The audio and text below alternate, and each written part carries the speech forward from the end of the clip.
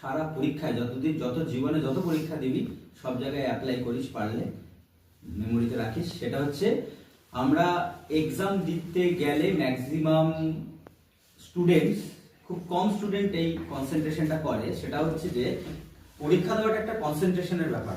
তোর মাথাটা যদি হ্যাপাজার্ড থাকে তাহলে প্রথম যে কোশ্চেনগুলো পাবি সেগুলো নিয়ে তোর প্রবলেম হবে, আর খুব টেনশন করলেও প্রবলেম হবে। তার জন্য কি উচিত করা, ঠিক আছে? প্রথমত হচ্ছে যে পরীক্ষা দিতে যাচ্ছে, কেমন আছিস, ভালো আছিস, কাল যা পরীক্ষা কঠিন হয়েছিল, এরকম কোনো গল্প হবে না, ঠিক আছে? কি হয়ে গেছে তার সব ছেড়ে দাও। পরীক্ষা দিতে বেরিয়ে গেছো, খুব সুন্দরভাবে ক্লাসরুমে ঢুকছো, ক্লাসরুমে অন্তত 15 to 20 মিনিটস আগে চলে আসো, নিজের জায়গা বসে গেলে, ঠিক আছে? বসে যাওয়ার পর চুপচাপ চোখ বন্ধ করে নিজের কনসেন্ট্রেশন করো। এইভাবে করতে পারো, ঠিক আছে? এইভাবে নয়, এটা কনফিউজিং, ঠিক আছে? মেমোরি কনফিউজ হয়ে যাবে। এইভাবে করতে পারো, এইভাবে করতে পারো, এইভাবে করতে পারো, ঠিক আছে? বা এইভাবে করতে পারো, রাইট? তাহলে কি হলো না, চুপচাপ চোখ বন্ধ করে এবার কি কথা বলছে, কি রে খোঁজাচ্ছে, ছেড়ে দাও। নিজের মধ্যে যদি মনে হয় যে হাসি পাচ্ছে, এক পাচ্ছে, তখন টেনশন নিয়ে নাও যে না আমি এটা বলবো না আমার পরীক্ষাটা। কেন?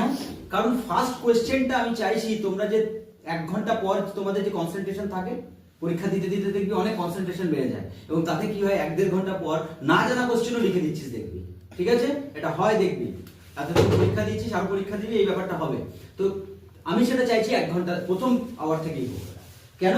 কারণ হচ্ছে আমি প্রথমেই 20 মিনিট আগে থেকে যখন সিটে বসে গেছি, আমি তখনই কনসেন্ট্রেশন শুরু করে দিয়েছি, কনসেন্ট্রেট করা শুরু করেছি আমি, ঠিক আছে? কারোর সাথে কথা বলবো না, দরকার নেই, চুপচাপ, ঠিক আছে? এমন যদি কেউ হয় যে দেখো যে আমি ভয় পাচ্ছি, কিন্তু তোমার মধ্যে কনসেন্ট্রেশনটা চলছে, যে পরিষ্কার চুপচাপ বসে আছো, তাতে কি হলো, কোশ্চেন পেপারটা পেলেই তোমার কিন্তু কাজটা শুরু হয়ে গেল। আর যারা এদিক ওদিক নড়ছিল তারা কিন্তু ওই মাথাটাকে ওখানে আনতেই 10 মিনিট লেগে গেল। তাহলে টাইমটা তুমি বেশি পেলে, কারণ এক্সাম মানে টাইম ম্যানেজমেন্ট, রাইট? এইটা প্রথম ধাপ। নেক্সট হচ্ছে কি বললাম, নেক্সট হচ্ছে যে কোন সেগমেন্টটা তুমি ভালো পড়ে এসেছো সেটাকে করো। আমাদের বেলায় কি থাকতো যে কোন কোশ্চেনটা কমন মার্ক করে নিলাম সেগুলো আগে লিখলাম, এখন সেটা হবে না। আর সিবিএসসি আইসি বোর্ড এটা হয় না।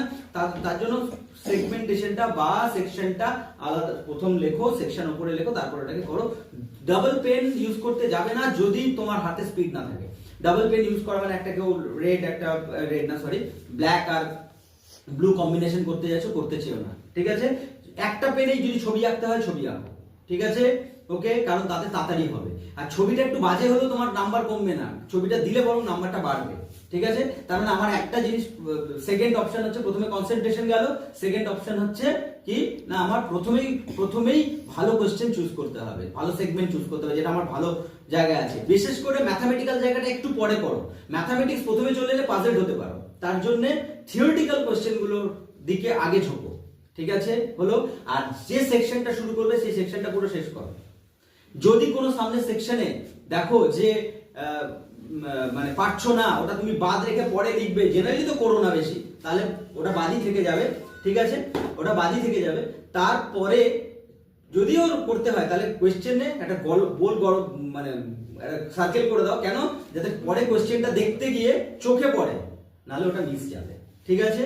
ওকে, আর ওই জায়গাটা ছেড়ে আসে। এর পরের ধাপ হচ্ছে প্রত্যেকটা লেখায় যেখানে ভ্যারিয়েবল, যদি ম্যাথামেটিক্যাল ব্যাপার থাকে, কেন করছো ওটা একটু দিতে পারো। ছবি থাকলে ছবি দিতে হবে। না বলেনি স্যার, আমাকে তো বলেনি, আমাকে তো এক্সাম্পল দিতে বলেনি, তুমি দাও, বাকিটা দেবে না, তাহলে তোমার ওখানে ইমপ্রেশনটা ভালো হবে, মানে তোমার খাতা দেখার পরের গুলো নাম্বার কম পাবে, একটু 100% বলতে পারি, ঠিক আছে? যখন তুমি এক্সাম্পল না চাওয়াতেও তুমি একটা করে এক্সাম্পল দিচ্ছ, কিন্তু ঠিক, ভুলভাল এক্সাম্পল দেওয়া যায়। যদি ভুল এক্সাম্পল দিচ্ছ তাহলে তো আরো চাপ হয়ে যাবে তোমার, ঠিক আছে? যেটা ঠিক সেটা দাও। আন্ডারলাইন করাটা খুব ইম্পর্টেন্ট, খুব কম স্টুডেন্ট করবে এটা, কারণ ম্যাক্সিমাম স্টুডেন্টের প্র্যাকটিস থাকে না। যেটা মেন টপিক একটা প্যারার মধ্যে, সেটা আন্ডারলাইন করতে পার, ঠিক আছে? ওকে, ম্যাথসে করার দরকার নেই, ম্যাথসে তুমি ভ্যারিয়েবলটা কেন ইউজ করছো বা কি কারণে ইউজ করছো সেটা লিখতে পারো, ঠিক আছে? একটা কমেন্ট দিয়ে বা দিয়ে দিয়ে। আর প্রোগ্রামিং এ তো এটা করবে, ঠিক আছে? আইসিএসসি বোর্ডের ক্ষেত্রে খুব ইম্পর্টেন্ট হচ্ছে ভ্যারিয়েবল ডেসক্রিপশন। এটা প্রত্যেকটাতে লিখতে হবে, হয় টেবিল করে নয় পাশে, ঠিক আছে? টাইম ম্যানেজমেন্ট যেভাবেই হোক সেটা করতে হবে, ঠিক আছে?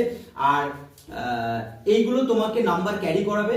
আর যেটা সব থেকে বেশি ইম্পর্টেন্ট, যে আমি স্যার 70 মার্কস বা 80 মার্কসের মধ্যে আমি স্যার 70 মার্কস দারুণ দিয়েছি, 10 মার্কস ছেড়ে এসেছি, তুমি নাম্বার কম পাবে। কেন? ওই 10 মার্কসে তুমি যদি একটু লাইনেও লিখে আসতে পারতে, মোটামুটি একটা লিখে আসতে পারতে, তাহলে স্যাররা হয়তো ইমপ্রেস তোমার সামনের যে লেখাগুলো দেখে সেটাতে নাম্বারটা দিত, কিন্তু তার জায়গা নেই দেওয়ার, সে তো আর লিখে দেবে না তোমাকে, ঠিক আছে? তাহলে কি হবে, যে লিখে আসছে পুরোটা মানে 80-তে 80 লিখে আসতে হবে, ঠিক আছে?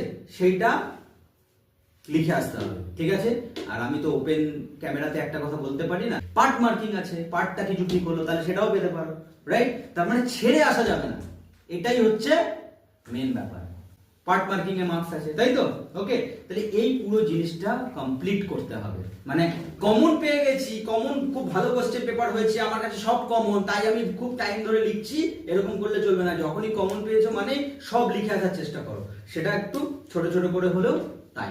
আর প্রথম দিকটা ইমপ্রেশন জমানোর চেষ্টা করো টিচারদের, ঠিক আছে? এই হচ্ছে পরীক্ষার মোটামুটি সাজেশন।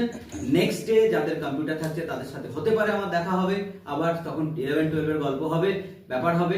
আর এটাও বলবো যে